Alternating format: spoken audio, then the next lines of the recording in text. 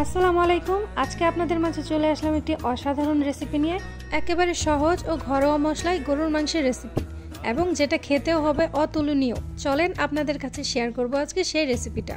তো প্রথমে চুলায় বসিয়ে দিব একটি কড়াই এবং তাতে দিয়ে দিব রান্নার রেগুলার তেল। তেলটা যখন ভালোভাবে গরম হয়ে আসবে তখন এখানে দিয়ে দিব মাঝারি সাইজের আস্ত সেদ্ধ আলু, এবং এগুলোকে লবণ এবং হলুদ দিয়ে হালকা ভেজে নেব। আমি এখানে সেদ্ধ আলুটা ব্যবহার করেছি, আপনারা চাইলে কাঁচা আলুটাও এভাবে ভেজে তারপর তরকারিতে দিতে পারবেন। তবে আমার মতো এভাবে একবার সেদ্ধ আলু দিয়েও ট্রাই করতে পারেন। এভাবে সেদ্ধ আলু ভেজে তরকারিতে দিলে সুন্দর একটি ফ্লেভার অ্যাড হয়। ভাজার এক পর্যায়ে যখন দেখবো আলুগুলো হালকা বাদামি কালার চলে এসেছে তখন এগুলো উঠিয়ে সেম তেলে দিয়ে দিব কিছুটা পেঁয়াজ কুচি। পেঁয়াজগুলো হালকা ভেজে দিয়ে দিব কিছুটা পানি এবং দিয়ে দিব কিছুটা বাটা মশলা, যেমন আদা রসুন বাটা, জিরা বাটা ও আস্ত গরম মশলা বাটা। গরম মশলা বাটায় রয়েছে জিরা, তেজপাতা, এলাচ, দারুচিনি, লবঙ্গ ও অল্প মেথি। এগুলোকে তেলের মধ্যে হালকা ভেজে তারপরে আমি পাটায় বেটে নিয়েছি। আরও দেব লবণ, হলুদের গুঁড়া, মরিচের গুঁড়া ও ধনিয়ার গুঁড়া। এখন সবগুলো মশলা বেশ অনেকটা সময় নিয়ে খুব ভালোভাবে কষিয়ে নিতে হবে, কারণ মনে রাখবেন তরকারিতে মশলাটা যত সুন্দরভাবে কষানো হয় তরকারিটা ঠিক ততটাই মজা হয়।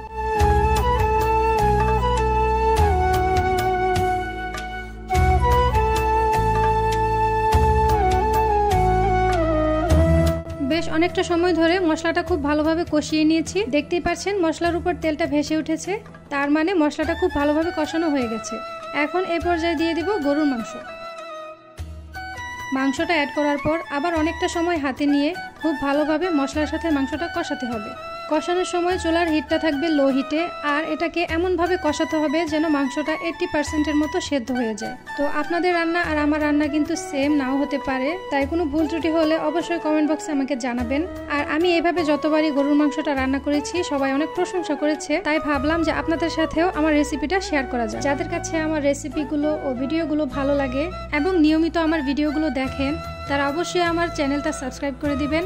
আপনি যদি ফেসবুক থেকে দেখে থাকেন তাহলে অবশ্যই আমার পেজটা ফলো দিয়ে দিবেন, একটা লাইক দিবেন, কমেন্টে আপনাদের মতামত জানাবেন এবং শেয়ার করে বেশি বেশি মানুষের কাছে পৌঁছে দিতে সাহায্য করবেন। তো কথা বলতে বলতে কিন্তু আমার মাংসটা খুব ভালোভাবে কষানো হয়ে গেছে, আর আমি কিছুক্ষণ পর পর কিন্তু এটা ঢাকনা খুলে নেড়েচেড়ে দিয়েছি, কারণ নিচ দিয়ে পোড়া লেগে যাওয়ার সম্ভাবনা থাকে। মাংসটা খুব ভালোভাবে কষানো হয়ে গেলে এখন দিয়ে দিব ভেজে রাখা সেদ্ধ আলু ও আস্ত রসুন। এখন সবগুলো উপকরণ খুব ভালোভাবে কিছুক্ষণ নেড়েচেড়ে মিশিয়ে দিয়ে দিব ঝোলের জন্য অল্প পানি। এখানে আপনারা যতটুকু ঝোল পছন্দ করেন ঠিক ততটুকু পানি দিবেন। আমি যেহেতু ঝোলটা কম রাখবো তাই পানিটাও কম দিয়েছি। আরও দিয়ে দিব কয়েকটা আস্ত কাঁচামরিচ ও গরম মশলার গুঁড়া, এবং মিডিয়াম হিটে ঢাকনা দিয়ে ঢেকে রান্না করব প্রায় 20 মিনিটের মতো। তো দেখতেই পাচ্ছেন তরকারির ঝোলটা কিন্তু অনেকটা টেনে এসেছে এবং মাংসগুলো খুব ভালোভাবে সেদ্ধ হয়ে গেছে। আর একেবারেই ঘরোয়া মশলায় খুব সহজভাবে আপনাদেরকে রেসিপিটা দেখানোর চেষ্টা করেছি। তো এখানে আমাদের মজাদার গরুর মাংসের তরকারিটা কিন্তু তৈরি। রেসিপিটা ভালো লাগলে অবশ্যই আপনারা ট্রাই করবেন। তো এই পর্যন্ত যারা ভিডিওটা দেখেছেন তাদেরকে অসংখ্য ধন্যবাদ। পরবর্তীতে চলে আসবো আরও একটি নতুন ভিডিও নিয়ে। সেই পর্যন্ত সবাই সুস্থ থাকবেন। আল্লাহ হাফেজ।